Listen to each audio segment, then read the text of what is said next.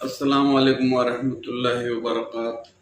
कल कुर्बानी का यानी कि ईद उल अज़हा है, उसके बारे में हम आपसे एक छोटी सी बात करना चाहते हैं। कुर्बानी क्यों दी जाती है उसके बाद में मौलाना काफ़ी करते हैं, लेकिन मैं एक अलग हट के बात करना चाहता हूँ कि कुर्बानी अपने अंदर छुपी हुई सुस्ती और काहली, झूठ, फरेब और बुरी आदतों की कुर्बानी दे। अल्लाह को प्यारी है कुर्बानी, नफरतों को कुर्बान कर मोहब्बत का पैगाम देना ही कुर्बानी है। झूठ की कुर्बानी दें जिससे सच्चे का बोलबाला हो। आप नशीली चीज़ों से, ओएलएक्स, ठगी, चोरी, गोकशी से बचें। समाज में फैल रही बुराइयों को कुर्बानी दें और बुरी आदतों की कुर्बानी दें।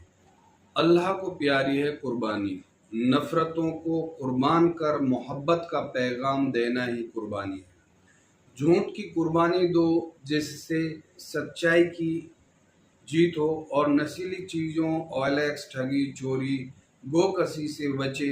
समाज में फैल रही बुराइयों की कुर्बानी दे, बुरी आदतों की कुर्बानी दे। एक दूसरे की मदद, भाइयों की मदद करके बैड इफ़ेक्ट्स की कुर्बानी दें। और कल जो कुर्बानी का त्यौहार है उसमें आपसी भाईचारा, अमन चैन से रहने, दूसरों को मोहब्बत से रहने की कुर्बानी दो। मेवात में लोगों ने जुल्म और सितम किए हैं, अब सरकार आप पर कार्यवाही करे, उस पर आप क्या कहेंगे? मैं उन माँ बाप से कहना चाहूँगा जिनके बेटे गलत संगत में, गलत मुकदमों में, जेलों में बंद हैं, उनकी हरकतों से क्या आपको उम्र भर सुकून मिलेगा? नहीं मिलेगा।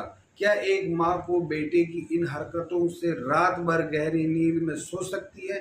नहीं सो सकती, क्योंकि हमने पहले ही अपने बच्चों में संस्कार और परवरिश करने में कोताही बरती है। उनके हालात आज आपके सामने हैं। दूसरों के घरों को उजाड़ने से अपने घरों में सुख शांति आ सकती है क्या? नहीं आ सकती। दूसरों के घरों में बर्बाद करके अपने घरों को आबाद हो सकता है क्या? नहीं हो सकता। बुरी आदतों से, ठगी से, बेईमानी, चोरी से, एक दूसरे के हक खाने से, जिस तरह से हम लोग आज जिस दलदल में फंसे हुए हैं आपको सब पता है। लेकिन हम लोग किस मजबूरी में हैं, किस चीज़ से मजबूर हैं कि हम इनका डटकर मुकाबला नहीं कर रहे हैं। हमें सरकार का साथ देना है, हमें इस्लाम को आगे बढ़ाना है, इस्लाम की आदतों को जो हमें दी गई हैं उन पर चलना है, अल्लाह को मानना है। हमारे पैगंबर हुजूर पाक सल्लल्लाहु अलैहि वसल्लम जिन्होंने हमें हिदायत दी है अच्छा करने की, बुरा से बचने की, उन सब पर अमल करना है। नमाज पढ़ते हैं हम पांचों वक्त की, क्या हम बुराइयों से रुक रहे हैं?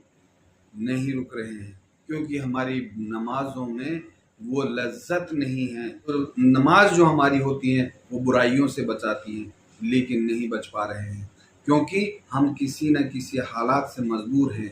हम गाँवों में, शहरों में अपने एक दूसरे लोगों की बुराइयां करते हैं, एक दूसरे के ऐब को दूसरों तक पहुंचाते हैं, और वो बुराइयां एक दूसरे में एक बड़ा बवाल खड़ा होकर के आप लोगों की कमजोरी, आप लोगों की कमियां दूसरों तक पहुंच रही हैं। जब हम एक दूसरे की बुराई कर रहे होते हैं, कोई ना कोई बंदा आपकी भी कोई बुराई कर रहा होगा।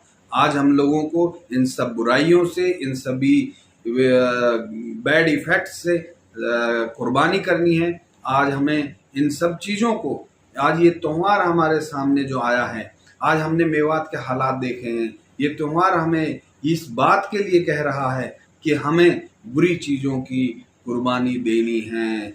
अच्छे इफ़ेक्ट्स, जो अच्छी आदतें हैं, जो इस्लाम हमें सिखाता है, इस्लाम का बोलबाला करना है। इस्लाम को हमने बदनाम नहीं करना है। इस्लाम के लिए हमें जी जान लगा देना है, और हमें आपसी भाईचारे के लिए एक मोहब्बत से हक, एक दूसरे के हक की आवाज़ को मजबूती से उठाना है, आपस में एक होना है, हक की बात करनी है, हक और न्याय की बात करनी है, और बुराइयों को हमें अपने अंदर से भगा देना है, उनकी कल कुर्बानी देनी है।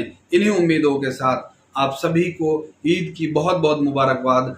अल्लाह ताला आपको हमेशा सुख शांति अमन चैन से रहने की तौफीक अता फरमाएं और अपने भाइयों के हक के लिए लड़ने की तौफीक अता फरमाएं। बहुत बहुत शुक्रिया, धन्यवाद।